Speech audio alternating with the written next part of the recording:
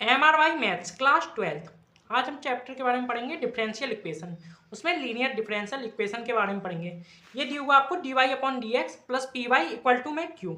ये इस प्रकार की अगर कोई इक्वेशन दी हो तो वो लीनियर डिफरेंशियल इक्वेशन होती है। तो हमें सबसे पहले क्या निकालते हैं, इसका इंटीग्रेशन फैक्टर। इंटीग्रेशन फैक्टर का फॉर्मूला क्या होता है, ई की पावर इंटीग्रेशन का साइन पी डी एक्स, ये होता है इंटीग्रेशन फैक्टर का फॉर्मूला। उसके बाद हम सॉल्यूशन के लिए क्या करते हैं, बाई मल्टीप्लाई में इंटीग्रेशन फैक्टर इक्वल टू में इंटीग्रेशन का साइन क्यू मल्टीप्लाई में इंटीग्रेशन फैक्टर इनटू में डी एक्स। आज हम लॉन्ग आंसर करवाने जा रहे हैं। इस चैप्टर से लॉन्ग आंसर जरूर फंसते हैं, चाहे वो कोई से भी बोर्ड एग्जाम हो, चाहे CBSE ICSE किसी भी एग्जाम में इस चैप्टर से क्लास 12 के लिए जरूर फंसेगा। तो आइए क्वेश्चन देखते हैं। कॉस स्क्वायर एक्स इंटू में d y upon d x plus y equal to 10x। क्या करेंगे हम, d y upon d x ऐसे लिखे रहने देंगे। ये कॉस स्क्वायर एक्स है, इससे डिवाइड कर देंगे। तो कॉस स्क्वायर एक्स यहाँ पे भी लिखा हुआ है और हमने डिवाइड भी कर दिया कॉस स्क्वायर एक्स से। तो ये कॉस स्क्वायर एक्स से कॉस स्क्वायर एक्स कट हो जाएगा। यहाँ पे वाई है, यहाँ पे भी अपॉन में कॉस स्क्वायर एक्स आ जाएगी, क्योंकि पूरी इक्वेशन को हमने कॉस स्क्वायर एक्स से डिवाइड किया। ये 10x है, इसके भी अपॉन में कॉस स्क्वायर एक्स आ जाएगा। हम क्या करेंगे, कॉस स्क्वायर एक्स से कॉस स्क्वायर एक्स कट कर दिया, तो ये d y upon d x आ गया प्लस का ये 1 अपॉन कॉस स्क्वायर एक्स क्या हो जाता है, सेक स्क्वायर एक्स। ये सेक स्क्वायर एक्स और ये वाई हो गया इक्वल टू में ये क्या हो गया 10x, और ये कॉस स्क्वायर एक्स ऊपर जाएगा तो क्या हो जाएगा सेक स्क्वायर एक्स। ये हमारी लीनियर डिफरेंशियल इक्वेशन टाइप में बन गई। ये d y upon d x बन गया और ये पी वाई बन गया। ये इतना पी है, सेक स्क्वायर एक्स जो है वो पी है और यहाँ पे वाई है। ये जो क्यू है वो उसकी जगह दे रखा है आपको 10x इंटू में सेक स्क्वायर एक्स। तो इसकी हम क्या कहते हैं, कंपेयर कर देंगे। Comparing with d square y upon d x square plus p y equal to में क्यू। इससे हम कंपेयर करेंगे तो p की वैल्यू क्या आ जाएगी आपकी sec square x. p equal to क्या आ जाएगा आपका सेक स्क्वायर एक्स और q इक्वल टू क्या आ जाएगा आपका 10x इंटू में सेक स्क्वायर एक्स।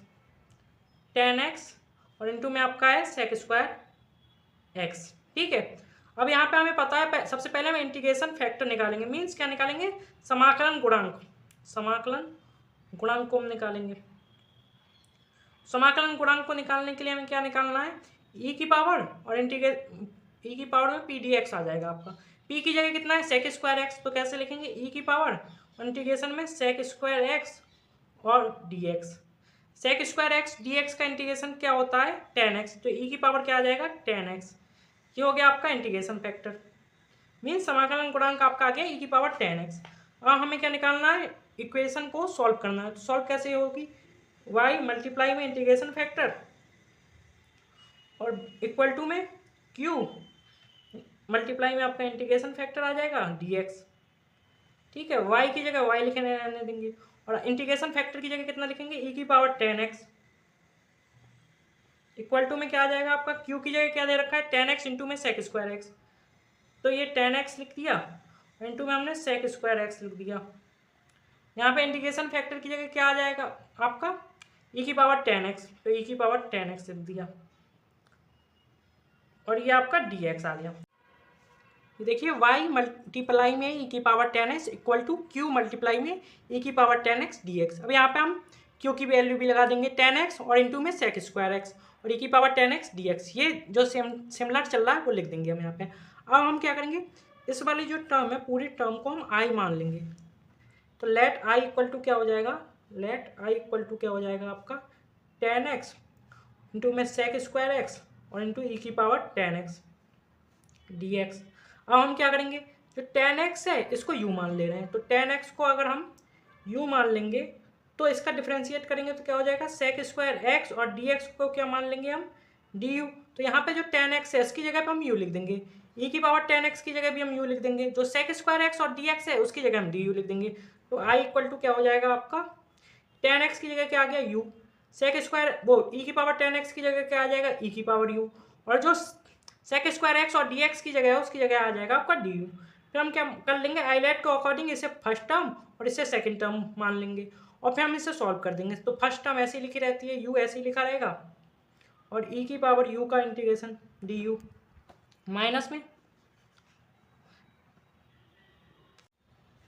यहाँ पे हम फर्स्ट टर्म ऐसे लिखे रहने देंगे और इंटीग्रेशन कर देंगे सेकंड का, फिर माइनस का sign d upon d x और जो ये फर्स्ट टर्म है इसका डिफ्रेंशिएट, फिर इंटीग्रेशन का साइन ई की पावर यू डी यू, फिर डी यू।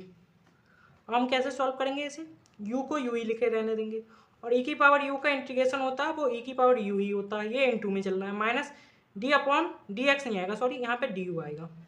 तो यहाँ पे d अपॉन डी यू का जो डिफ्रेंशिएट u के रिस्पेक्ट में होगा तो ये 1 हो जाएगा, और e की पावर u का जो इंटीग्रेशन होता है वो e की पावर u होता है, इंटू में du चल रहा है, u e की पावर u माइनस का e की पावर u का इंटीग्रेशन क्या होगा, e की पावर u, ये आ गया, प्लस का आपका कांस्टेंट आ गया। अब हम लाइट आई की जगह पे हमने इसे क्या मान रखा था आई, हम आई की वैल्यू क्या आ गई ये, पहले इसमें 10x की वैल्यू पुट कर देना है, 10 u की जगह क्या था 10x, तो 10x लगा देंगे,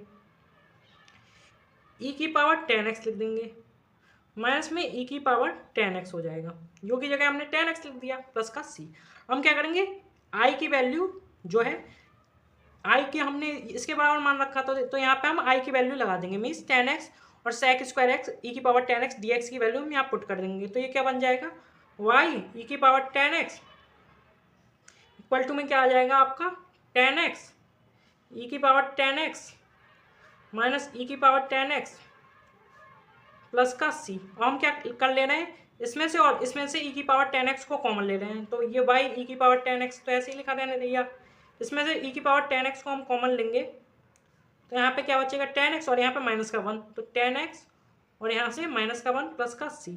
हम क्या कर रहे हैं, इसको इस वाले e की पावर 10x को इसके अपॉन में ले आ रहे हैं, तो y इक्वल टू कितना आ जाएगा e की पावर 10x और 10x माइनस का 1 प्लस का c, इसके अपॉन में क्या आ जाएगा 10x e की पावर में है, ठीक है, और यहाँ पे भी आ जाएगा e की पावर 10x, e की पावर 10x से e की पावर 10x कट हो जाएगा, ये जो e की पावर 10x से ऊपर जाएगा तो e की पावर माइनस 10x हो जाएगा, तो y इक्वल टू क्या आ जाएगा 10x माइनस का 1 प्लस c e की पावर माइनस का 10x, ये आपका आंसर हो गया। ये क्वेश्चन दिया हुआ है 1 प्लस एक्स स्क्वायर इंटू में d y plus 2xy into में डी एक्स इक्वल टू में कॉट एक्स डी एक्स। हम क्या करेंगे, इस इक्वेशन को दोनों तरफ से डी एक्स से डिवाइड कर देंगे, तो dividing by D x on both sides, ठीक है। तो यहाँ पे 1 प्लस एक्स स्क्वायर रहेगा, ये डी वाई है हमने डी एक्स से डिवाइड कर दिया, प्लस का 2xy है, ये dx इंटू में दिया हुआ है, dx से हमने डिवाइड भी कर दिया, इक्वल टू में cot x है, ये dx दिया हुआ है, dx से हमने डिवाइड भी कर दिया, ये dx से dx कट हो जाएगा, dx से dx कट हो जाएगा, और dy अपॉन dx ऐसे ही लिखा रहेगा, तो dy अपॉन dx लिखा हुआ है। अब हम क्या करेंगे, 1 प्लस एक्स स्क्वायर से भी इस पूरी इक्वेशन को डिवाइड कर देंगे, तो हम लिख देंगे dividing by 1 plus x square on both side, तो यहाँ पे क्या आ जाएगा आपका 2xy और इंटू में 1 प्लस वो अपॉन में 1 plus x square equal to में आपका कॉट एक्स और अपॉन में क्या आ जाएगा 1 प्लस एक्स स्क्वायर। अब ये भी आपकी लीनियर डिफरेंशियल इक्वेशन बन गई। लीनियर डिफरेंशियल इक्वेशन कैसी होती है, d y upon d x plus का पी वाई इक्वल टू में क्यू, यहाँ पे p की जगह क्या दे रखा है आपको 2x अपॉन में 1 प्लस एक्स स्क्वायर, क्यू की जगह क्या दे रखा है कॉट एक्स और 1 प्लस एक्स स्क्वायर। इससे हम कंपेयर करके देखेंगे तो p की वैल्यू क्या आ जाएगी आपकी बाई कंपेयरिंग, तो p की वैल्यू क्या आ जाएगी आपकी 2x और अपॉन में 1 प्लस एक्स स्क्वायर, और q की वैल्यू क्या आ जाएगी आपकी cot x और अपॉन में 1 प्लस एक्स स्क्वायर। और डिफरेंशियल इक्वेशन को सॉल्व करने से पहले, लीनियर डिफरेंशियल इक्वेशन टाइप को सॉल्व करने से पहले इंटीग्रेशन फैक्टर निकालते हैं, मीन्स समाकलन गुणांक निकालते हैं इसका। समाकलन गुणांक क्या होता है, e की पावर p और इंटू में dx, p की जगह हम क्या रख देंगे 2x अपॉन में 1 प्लस एक्स स्क्वायर, तो इंटीग्रेशन फैक्टर क्या बन जाएगा आपका e की पावर 2x और अपॉन में 1 प्लस एक्स स्क्वायर और इंटू में dx। यहाँ पे हम 1 प्लस एक्स स्क्वायर को अगर u मान लेते हैं तो 2x dx की जगह du हो जाएगा, तो लेट कर ले रहे हैं हम यहाँ पे 1 प्लस एक्स स्क्वायर को u, तो इसका इंटीग्रेशन करेंगे तो क्या हो जाएगा 2x dx equal to du। तो यहाँ पे इंटीग्रेशन फैक्टर आपका क्या बन जाएगा e की पावर 2x dx की जगह क्या आ जाएगा आपका du और अपॉन में आ जाएगा u, मीन्स e की पावर log u, e की पावर log u, यहाँ से e से log खत्म कट हो जाएगा, तो यहाँ पे क्या बचेगा सिर्फ u यू की वैल्यू क्या है आपको दी हुई है 1+x², मतलब हमने 1+x² को यू मान रखा तो यू की जगह 1+x² आ जाएगा। ये आपका इंटीग्रेशन फैक्टर निकल आया। और इक्वेशन का सॉल्यूशन क्या होता है लीनियर डिफरेंशियल इक्वेशन का दिस टाइप में, y मल्टीप्लाई में इंटीग्रेशन फैक्टर और इक्वल टू में q मल्टीप्लाई में इंटीग्रेशन फैक्टर और dx, ये होता है इस क्वेश्चन का सॉल्यूशन। तो y की जगह y लिखा रहेगा, इंटीग्रेशन फैक्टर की जगह क्या आ जाएगा आपका 1+x², q की जगह क्या दे रखा है cot x अपॉन में 1+x², तो cot x की जगह cot x आ गया और 1+x² की जगह 1+x² आ गया, और इंटीग्रेशन फैक्टर की जगह क्या आ जाएगा 1+x² और इनटू में dx, ये 1+x² इस वाले 1+x² से कट हो जाएगा। ये सिमिलर ऐसा चले आएगा। इक्वल टू में यहाँ पे आ गया आपका cot x और dx। cot x dx का जो फॉर्मूला होता है मीन्स इंटीग्रेशन जो होता है वो होता है आपका, पहले यहाँ पे हम बाई 1+x² लिख दे रहे हैं, जो cot x dx का इंटीग्रेशन होता है वो होता है आपका log sin x और प्लस का c, यही आपका लीनियर डिफरेंशियल इक्वेशन का आंसर। ये बहुत ही ज़्यादा इंपॉर्टेंट क्वेश्चन है, ध्यान से देखना इसे।